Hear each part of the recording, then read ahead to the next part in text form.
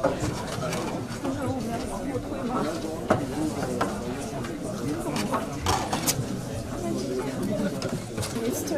Good? Yes? I'm from Brazil, and it is a great honor to welcome His Excellency Mr. Frank Bainimarama, the COP23 President and Prime Minister of Fiji, who will deliver welcoming remarks. Mr. Prime Minister, the floor is yours. Your Excellencies and friends, we have heard a lot about dialogue in Bonn. We have heard a lot about dialogue here in Bonn over the past week and a half, and have embarked on an extremely valuable new addition to the climate action agenda, the Talanoa dialogue, which has been widely embraced. I'm delighted to welcome you all this afternoon to another dialogue that has been going for some time, the 6th Dialogue on Action for Climate Empowerment. People ask me why we are placing such emphasis on dialogue when it's action we need. And my answer is this: dialogue is merely an important staging post on the journey towards decisive action. It is by telling our stories and listening to the stories of others that we can learn how to facilitate the climate challenge more effectively. These exchanges between countries, states and regions, civil society, the private sector, and ordinary men and women have the power to inspire action. We can fire the people with our enthusiasm and ideas, and in turn can be inspired by them. And by bringing our minds and experiences together, we can step up the ambitious action that each and every one of us on planet Earth must take to preserve our common future. So friends, let's talk, let's listen and inspire. Bring to this discussion, just as we brought to the Talanoa dialogue on Sunday, your best ideas about how working together as one world, one people, we can set ourselves on a new course. Meaningful, decisive, and sustainable action that really makes a difference.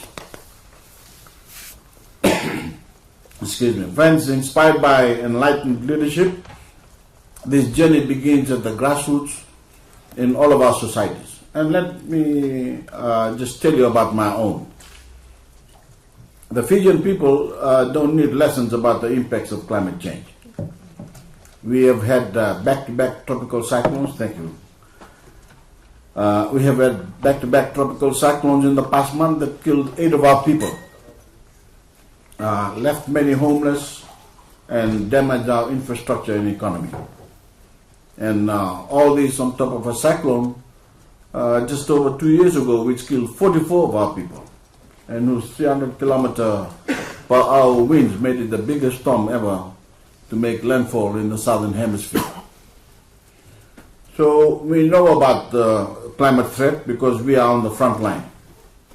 But like people the world over, the Fijian people still need to understand the reasons for what is happening, the reasons for their distress, and to understand what they can do in their daily lives to alleviate the impacts of climate change. So we have Climate Week in Fiji, in which we educate our people about the impacts of climate change and what they can do about it themselves. Whether it is to plant more trees or mangroves, turn off the lights when they leave a room, or the simple act of walking instead of taking the bus.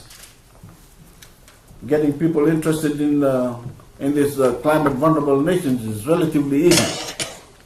What I find troubling is a lack of awareness that is continually emerging in opinion polls in developed countries. It is undoubtedly part of the reason that the political response in some places to the need for climate action isn't as great as it should be. We need to mobilize people the world over, and that's what this session is all about. Action for climate empowerment.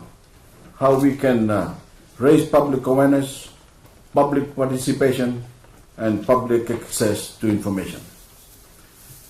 Many of you will have stories that will contribute to this important discussion.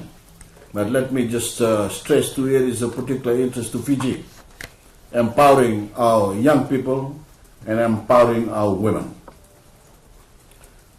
50% of the Fijians, 50% of Fijians are under the age of 27.